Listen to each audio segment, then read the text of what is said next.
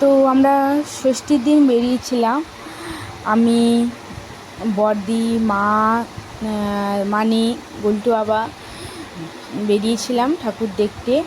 তো বেশি দূর যাব না বলে ওই একটা দুটো ঠাকুর দেখেই বাড়ি ফিরবো, কারণ আমি মামামকে নিয়ে আমার আগের দিন যাওয়ার মানে ভালোই অভিজ্ঞতা হয়ে গেছে। কারণ ও কারোর কাছে যায় না, বাইরে বেরোলেই ও আমার কাছে চিপকে থাকে।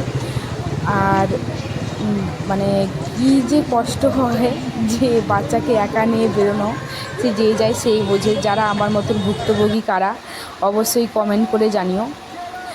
এই যে আমরা চলে এসেছি এখন কাঁথি টাউন হলের কাছে, যে দুর্গাপুজোটা হয় সেখানটায়। তো ষষ্ঠীর দিনও যথেষ্ট ভিড় ছিল, দেখতেই পাচ্ছ মানুষের কত সমাগম। এই যে গুলটু বাবা আগে আগে যাচ্ছে। এই যে এখন আমার এই দেখো, এইটুকু জুনপুর মোড় থেকে এইটুকু টাউন হল পর্যন্ত আসতেই আমার ঘাম বেরিয়ে গেছে। পেছনে মা বড়দি আসছে, মানিও আছে পেছনে, আর আমি সেই ফাঁকে একটু একটু করে ক্যামেরা বন্দি করছি। আমরা চলে এসেছি।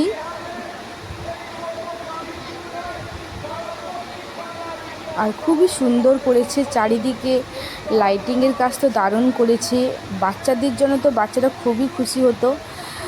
মানে আমার মামাম তো সারাক্ষণ ওপরের দিকে, এই যে লাইটিংটা দেখো খুবই সুন্দর করেছে, ওপর থেকে বাচ্চাদের খুবই আকর্ষণ করবে। আমার মামাম তো সারাক্ষণ ওপর থেকে দেখে দেখে দেখে দেখে হা হা এরকম করে দেখে দেখে আসছিল।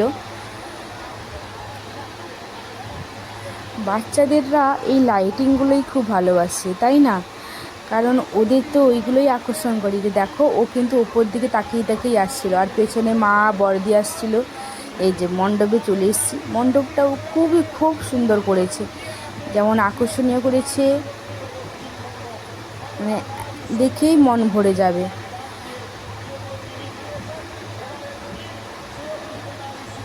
আমি এই ক্লাবটার নাম কি আমি এই মুহূর্তে বলতে পারছি না, কারণ আমি ভুলে গেছি। কিন্তু এই ক্লাবটা হচ্ছে টাউন হলের কাছে। খুবই সুন্দর করেছে, কারুকার্য সবই সুন্দর, সব কিছুই সুন্দর। এই যে দেখো চারদিকটা কি সুন্দর কারুকার্য করা।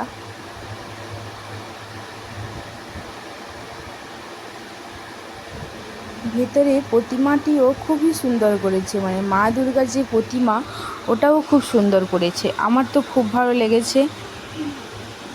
তোমাদের কেমন লাগলো অবশ্যই আমাকে কমেন্ট করে জানাও।